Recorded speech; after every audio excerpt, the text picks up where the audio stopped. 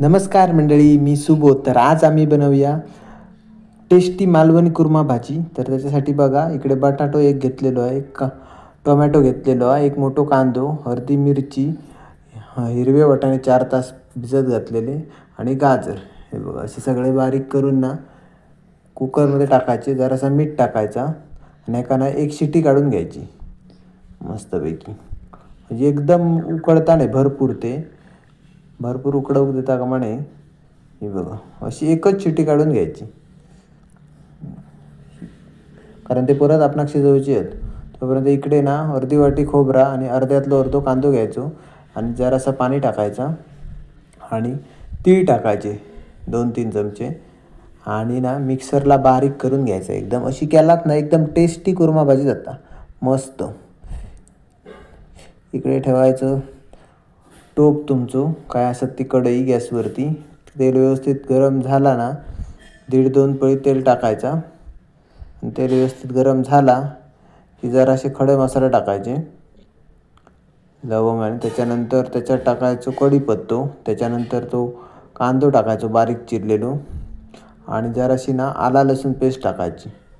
त्याच्यानंतर मिरची टाकायची, दालचिनीचा पान एक टाकायचा आणि टोमॅटो टाकायचो चिरलेलो. आणि हे टोमॅटो जरा व्यवस्थित नरम झालो ना तेलात, गॅस लहानच बारीक ठेवायचो. त्याच्यानंतर जराशी हळद टाकायची अर्धा चमचो. तुमका तिखट हवा त्या प्रमाणात मसालो टाकायचो 1-2 चमचे. काय लहान चमचो आम्ही 2-3 चमचे टाकले. त्याच्यानंतर काळो मसालो टाकायचो, गरम सामान असता ता. एकदम भारी जाता अशी केलास तर.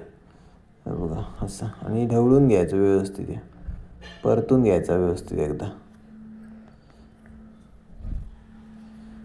असा परतून घ्यायचा आणि जरासा मीठ टाकायचा. त्याच्यानंतरचा मिक्सरला वाटण बारीक केलेला हा ना खोबऱ्याचा ता ह्याच्यात ॲड करायचा. आणि ना ह्याच्यात ना जो आपण भाजी सगळे होते कुकरला एक शिट्टी काढून घेतलेलो त्याच्यातला पाणी असता, म्हणजे जो स्टॉक असता ना तो ना साईडिक काढून घ्यायचो आणि तो आता ह्याच्यात मग टाकायचो. ह्या परतून झाला ना व्यवस्थित की त्याच्यात ना जरा बंद करून ठेवायचा आणि नंतर ओपन करायचं. 1 मिनटासाठी वाफ काढलात ना की त्याच्यात स्टॉक टाकायचं आणि आता 2-3 मिनटं उकळापर्यंत ठेवायचा. आणि त्याच्यात ना आता फ्लावर टाकायचो. फ्लावर मी कुकरला उकडून घेऊ नव्हतो, कारण तो मग एकदम जास्त उकडता म्हणून. आणि त्याच्यानंतर उकडलेले भाजी आहेत ना ते टाकायचे.